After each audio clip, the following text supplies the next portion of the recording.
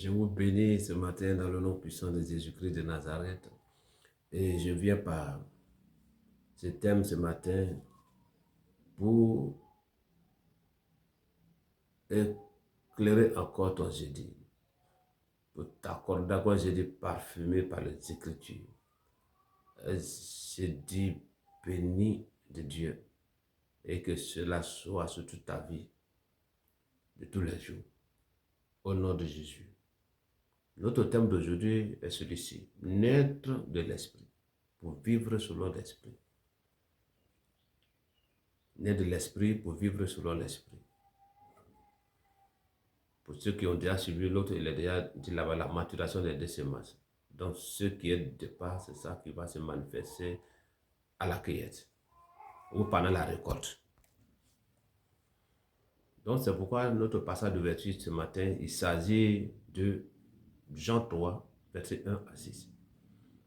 Je crois bien que quelqu'un se rappelle un peu de l'histoire. Un homme qui connaît vraiment les Écritures. Il est dit ici, mais il y eut un homme d'entre les pharisiens nommé Nicodème, un chef des Juifs, qui vient lui auprès de nuit, de Jésus de nuit, et lui dit, Rabbi, nous savons que tu es un docteur venu de Dieu, car personne ne peut faire ces miracles que tu fais si Dieu n'est avec lui. Il a reconnu l'impact du Seigneur en enseignement, en puissance, en miracle, en guérison et tout ça. Et le Seigneur va voir ce qui est derrière. C'est-à-dire, lui, il a les Écritures, mais il n'a pas la puissance, il n'a pas le pouvoir, parce qu'il n'est pas né de l'Esprit, il ne peut pas manifester les choses de l'Esprit. La puissance de l'Esprit. Alors le Seigneur a tout de suite compris là où il voulait en venir. Jésus lui répondit, en vérité, je te le dis, si un homme est né de nouveau, il ne peut voir le royaume de Dieu. Voir le royaume de Dieu veut dire comprendre. Tu ne peux pas comprendre les choses de Dieu. Tu ne peux pas comprendre le royaume de Dieu.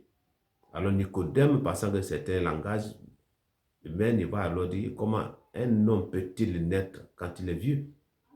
Peut-il rentrer dans le sein de sa mère et naître encore? Alors le Seigneur Jésus va lui dire ceci. En vérité,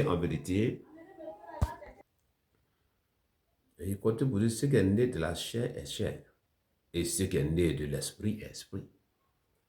Donc, ce qui veut dire que ça dépend de quel type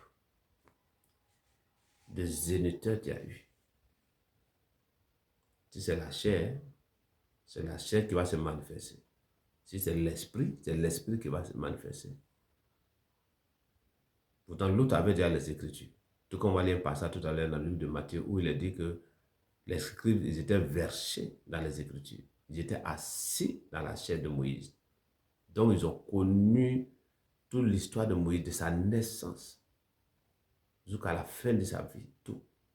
La loi de Moïse, ils peuvent démontrer cela. Mais eux-mêmes ne vivaient pas ces choses, tout simplement parce que l'esprit qui a conduit le ministère de Moïse n'étant pas en eux, ils ne pouvaient pas comprendre. Donc il dit, ne t'étonne pas que je te dis, il faut que vous naissiez de nouveau. Il faut que vous naissiez de nouveau. Donc quand la Bible parle que les choses anciennes sont passées, c'est-à-dire qu'il y a des connaissances du passé, où il y a eu des greffages quelque part, où il y a des choses qui ne t'arrangeaient pas, mais par ignorance, quand même, tu as apporté cela comme si c'était une vérité absolue. Mais plus tu avances et que tu nais désormais d'eau et d'esprit. D'eau, ça veut dire baptême d'eau. D'esprit, ça veut dire d'esprit de Dieu. Les cailles tombent de tes yeux. Les voiles se déchirent sur ton cœur. Et tu comprends désormais le langage de Dieu. Tu vas connaître désormais la direction de vent. Parce que tu es esprit. Ici, dans Galates 5, il est dit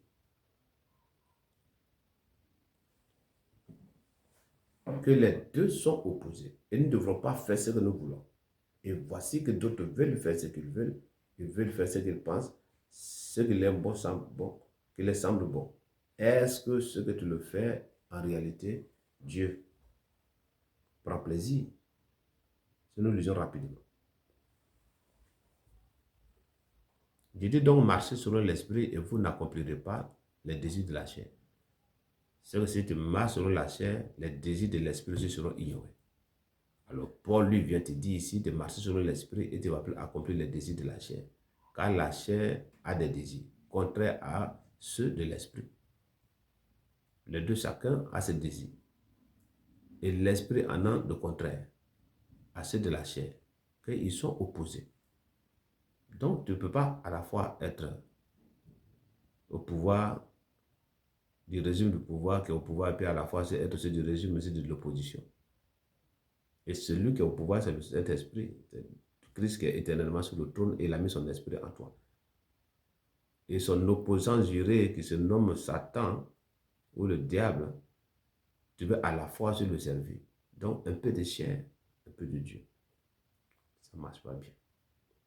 C'est chair. Que si vous êtes conduit par l'esprit, vous n'êtes pas sous la loi. C'est-à-dire, il y a les choses désormais que ce ne seront pas condamnables pour toi, parce que toi, tu marches selon l'esprit, donc la loi ne te condamne pas. Il dit la vérité, c'est l'esprit. Il aime les gens, c'est l'esprit. Il fait du bien aux autres, c'est de l'esprit. Il pense qu'aux intérêts des autres, c'est par l'esprit. Donc la loi ne peut pas condamner ces choses. La loi ne peut pas. Donc par là, ici à Nicodème, lui, il est venu certainement pour que le pouvoir que le Seigneur avait, il puisse lui faire une imposition de main, pour lui faire une impactation, parce que si c'est les Écritures, il a déjà. Donc ce qui lui manque, c'est seulement que la puissance. Donc personne ne peut faire, tu es vraiment un docteur qui est venu de Dieu, parce que les miracles que tu fais, personne ne peut faire sans que Dieu ne soit avec lui. Il ne savait pas d'abord qu'il avait en face de lui l'origine des Écritures. Il avait en face de lui la parole elle-même. La parole de la création. Jusqu'à la fin. C'est cette parole qui s'est fait un corps de chair pour venir et rien n'est caché devant lui. C'est pourquoi il pouvait découvrir déjà l'arrière-plan de cette pensée que Nicodème a eu. Il dit, il faut que tu naisses de nouveau. Ne t'appuie pas sur ta connaissance. Tu es né de la chair et chair, tu es né de l'esprit et esprit. Ne t'étonne pas que je te dis qu'il faut que tu naisses de nouveau. Et lui va penser que vu son âge avancé, s'il peut retourner dans le sein de sa mère et naître. Non, non, non, il ne s'agit pas de ça. Il s'agit de changer ici. Ton esprit doit se changer. Ton cœur doit se changer. C'est le même visage, c'est la même taille, c'est la même nationalité, mais quand on voit désormais, on voit d'autres choses. Une autre personne. C'est ce que je veux dire. Et la Bible te dit, les choses anciennes sont passées. Ceux qui sont en Christ sont une nouvelle créature. Les choses anciennes sont passées, parce que toutes choses deviennent nouvelles. Et ne dit pas ceux qui marchent avec Christ. Ceux qui s'asseyent avec Christ. Car Judas a marché avec Christ. Judas s'est assis avec Christ. Judas a mangé avec Christ. Mais il n'est pas né de nouveau. À la fin, ce qu'il était s'est manifesté plus tard. Mais il est bel et bien dit dans le livre de Corinthiens, ceux qui sont en Christ. C'est-à-dire quand tu vas te mixer en lui, lui en toi, vous devenez une pâte homogène, alors tu deviens une nouvelle créature. Le menteur d'hier désormais dit la vérité de façon catégorique. Le jeune homme qui courait les jeunes filles, ça et là, la jeune fille qui se plaisait en partageant son corps à plusieurs personnes, elle a changé désormais de mentalité, de façon de voir les choses. Ce pasteur cupide a changé sa façon de fonctionner avec Dieu, de fonctionner avec le peuple de Dieu. Ce leader d'entreprise a changé sa façon de gérer ses personnels. Parce que désormais, il n'est non seulement pas né d'eau seulement, mais il s'est soumis aux saintes écritures et il est né désormais d'esprit. Et quand tu es né de l'esprit, les choses de l'esprit désormais se manifestent au travers de toi. Et les choses de l'esprit, nous pouvons les dire dans le verset 22 du même chapitre. Mais le fruit de l'esprit, c'est l'amour, la joie, la paix, la patience, la bonté, la bénédiction, la fidélité, la douceur, la tempérance. La loi n'est pas contre ces choses. Ceux qui sont à Christ ont crucifié la chair avec ses passions et ses désirs.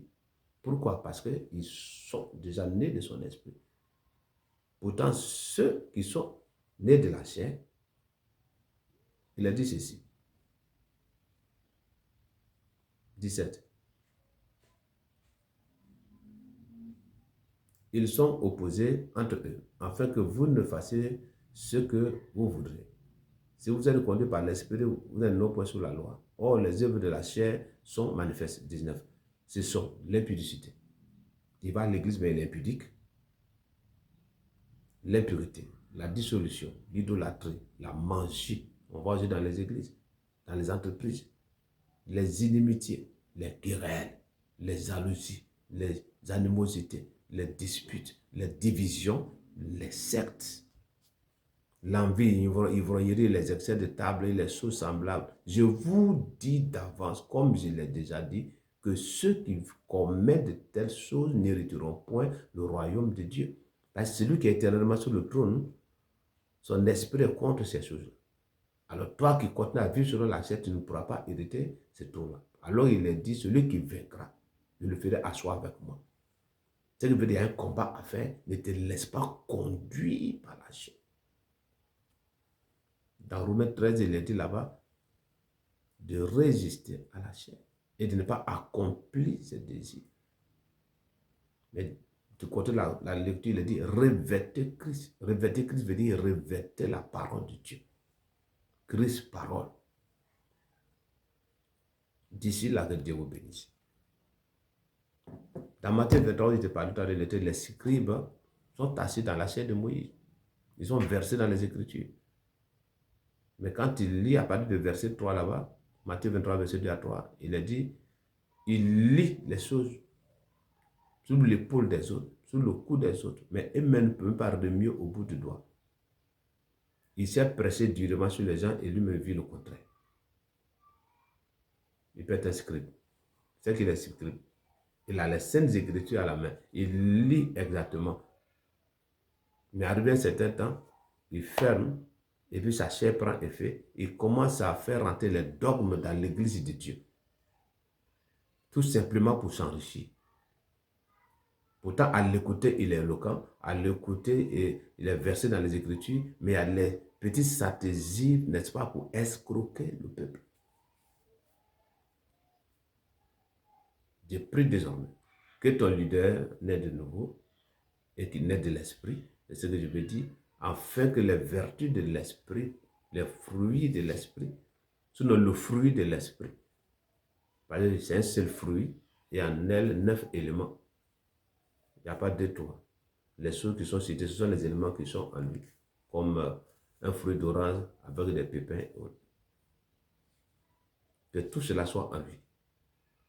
Le fruit de l'esprit. Que ton leader de l'église, ton leader d'entreprise, ton mari, ta femme, ton grand frère, ta soeur, c'est ma prière. Que cela soit dans le nom de Jésus. Qu'il naisse de l'esprit afin de vivre selon l'esprit. Si tu n'es pas né de l'esprit et que c'est quelqu'un qui t'a attiré dans l'église et que tu vas pour le respect de la personne, tu n'as pas bien fait. Tu vas passer tout le temps marcher du côté de Jésus, t'asseoir à côté de lui, comme Judas a été, et tu ne seras jamais converti. Alors être en lui, c'est être non seulement dans sa maison et dans sa parole. Marcher à côté de lui ou avec lui, ou s'asseoir avec lui. Peut-être qu'on vient s'asseoir à l'église, levez-vous, asseyez-vous, acclamez le Seigneur, tu fais la même chose. Mais la parole qui est prêchée, l'esprit qui alimente cette parole, qui permet que cette parole ait son impact, son effet dans la vie du croyant. Cet esprit n'ayant pas à toi, tu ne pourras pas vivre comme un véritable chrétien. C'est pourquoi d'autres luttent de leurs propres forces.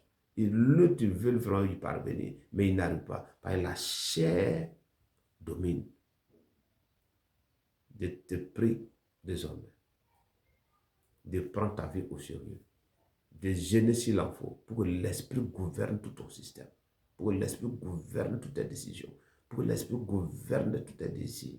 Tout désir désordonné, tout appétit désordonné dans ton système, je brise ça ce matin au nom de Jésus. que mon Dieu te remplit de son esprit. Te remplit de son esprit. Au nom puissant de Jésus-Christ. Amen. Demeurez bénis. À jeudi prochain.